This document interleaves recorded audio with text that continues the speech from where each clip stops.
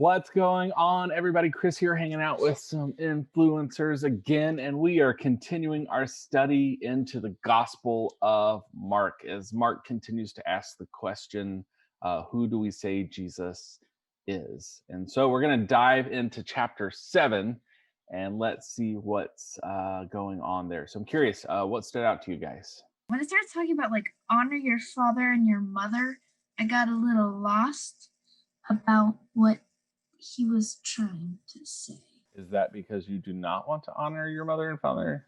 Not at all, but it's talking about how Moses says honor your father and your mother, and then it talks about Corbin. I don't know. I don't understand. I think part of the reason why I was confused is because he was talking about how people are honoring their human traditions and not necessarily what God teaches, I guess. But then when they're using the father mother analogy, it goes, if someone says to their father or mother, what you might get from me, it's Corban, which means given to God. Wouldn't that be what Jesus wants? I think some background is going to be needed to be helpful. The honor your father and mother is from what? Uh, 10 Commandments. So honor your mother and father is in the 10 Commandments. And so that's what Jesus is talking about. And then what was the other thing, the word that you didn't know? It says Corban, and it says in the translation, given to God. And so what the religious leaders were encouraging were to take what you would have given to your parents or given to support your parents and just give that to the church. In other words, they were implying you're skipping a step, but what you're actually doing is ignoring the commandment because you're not honoring your mother and father. And so that's what Jesus was. He's like, no. You think you're following the rules, but you're actually just following your rules. Basically Jesus is saying in this context, hey, you're worried about washing someone's hands when you're just taking money and giving large amounts so that people can see it and make you look better instead of taking care of your family like you're supposed to. If we want to talk about rules, let's talk about rules. That's kind of what he was saying there.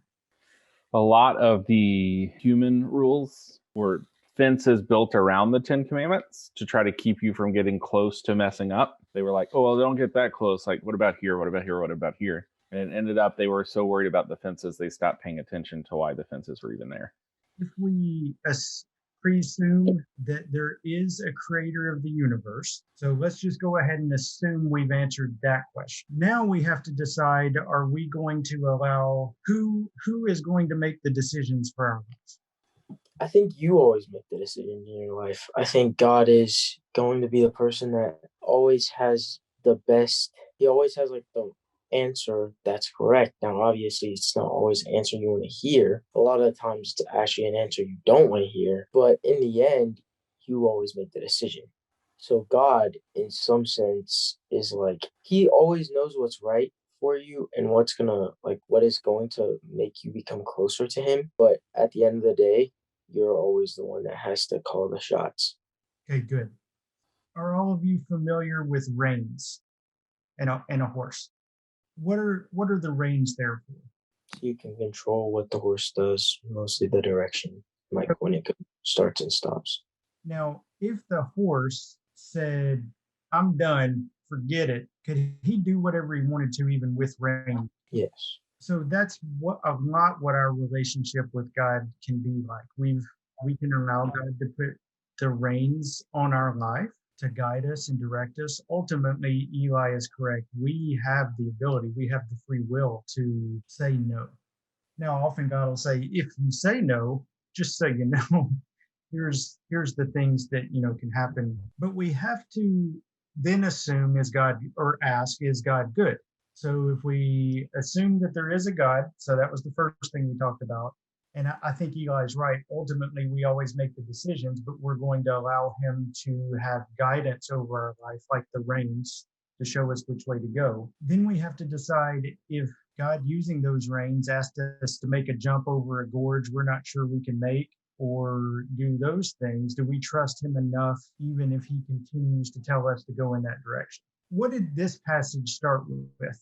I'm sorry, not this passage, this chapter. What did they get upset about? Wasn't it like they didn't wash their hands before they ate? And then the Pharisees start to ask, how dare you not follow, the rules that you're supposed to do and all of that stuff. And what is right? And you see Jesus's response to that. You see God's response to that. So I don't have a family right now, but if I had a family and all of them had friends, were enjoying their lives or whatever, and I had like a steady job as president, you know what I'm saying? Um, and I was just living out my life and I was having like in a good situation. And then God's just all of a sudden like, oh, you have to drop all of this stuff and immediately go do this. You have to move to Africa. I mean, obviously that's an extreme, but just some case where I have to like drop everything I care about and leave. In that situation, I think I would say no. I don't think I would go through with it. I'm going to be real. There are situations in the Bible where I'm not very good with names. There was a person who like went up to a hill to kill their son. Like, no, I'm not doing that. I'm sorry. Like, that's not happening. At some point, there's a limit where I think I can't go any further. Because I'm definitely not going to kill anyone just because, especially if they're my son or anyone related to me. I'm not going to kill them. I'm not going to do all this. I'm not just going to be able to drop everything that like I care about and have earned and then just, I mean, I understand if it's like, oh, move here where you will be able to still have like your children will still be able to do this and like whatever, they'll still have friends or whatever. Like I can deal with that. But I can't deal with having to force my family to move just because God told me to do it. Like that just makes me mad because I'm not gonna accept that answer. Like it's just not gonna happen. So what happens then? So you're asking the question of like, if God is really God and we are following God, then what if God asks us to do something we don't want to do? Is there a certain point where you would say, no, I'm not doing that? Because at a lot of situations, I feel like it's easy to be like, of course I would do that. But then you actually get to the situation like, no, I wouldn't do that. So then that goes back to the other question that we were asking a minute ago, is God good? If God isn't good, then yeah, you have to make that decision. Am I going to be the ruler of my life and not follow what God says? So let's look at the is God good, all right? God asked Abraham, at least according to as much as we know, to sacrifice his son. Now the question that we know looking back is, was God ever going to allow him to sacrifice Isaac? Do you know what happened at the end of that? I know he didn't get killed. Do you know why? God stopped him. Like he was going to kill him, but I think it was an angel maybe, and he said, "No, don't kill your son. It was a test." You remember what was there when he told him no? Sheep in a bush, and he ended up sacrificing that. Then that goes back to, is God good? Now, again, you live in America several thousand years after this action happened. And you are not used to living in a culture where everyone around you worshiped gods, where they would often take their children to altars and sacrifice them. So the town over worshiped Baal, and guess what people sacrificed to Baal? Their children sometimes. There were other gods around here that were sacrificed. So for this time, it was not uncommon for a god to ask for a sacrifice of a child. How does that change the story now for Abraham? Because it was not uncommon, particularly where he came from. Actually, this covers both your stories, Eli. Was told to move all the way across the Middle East and walk through a desert and go to some place in Israel, and was told to sacrifice his kid. If you know that now, that he came out of a place where everyone sacrificed children to gods, and then you have a God that says, are you willing to do this? And as soon as he shows that he is willing to do that, what does God provide? Protection over something. He just says, no, don't do that. That's one way that he is showing that he is different. He is the God of love. I am not going to ask you to do this. But how does that affect his relationship with his son? I don't know. I would have to say I would think if I was Isaac in that situation, I would be a little mad at dad for a while. But I would also, you also have to understand that Isaac sees the sky kind of tear open and a voice come out and a sheep appear. He gets to see all of this too. So I don't know. I've never experienced those things.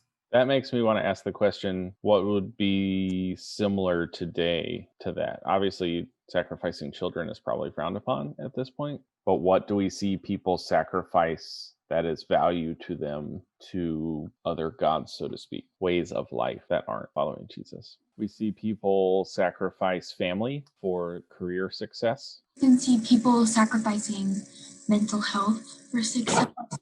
I also see people sacrificing other people so that they can get ahead. Things like this is when scripture really makes you like ponder, like, okay, so I can't relate to like sacrificing your own child necessarily, but maybe I can a little bit. If we've seen people sacrifice all family to get ahead in career, or we've sacrificed other people, like they're expendable so that I can get to the top.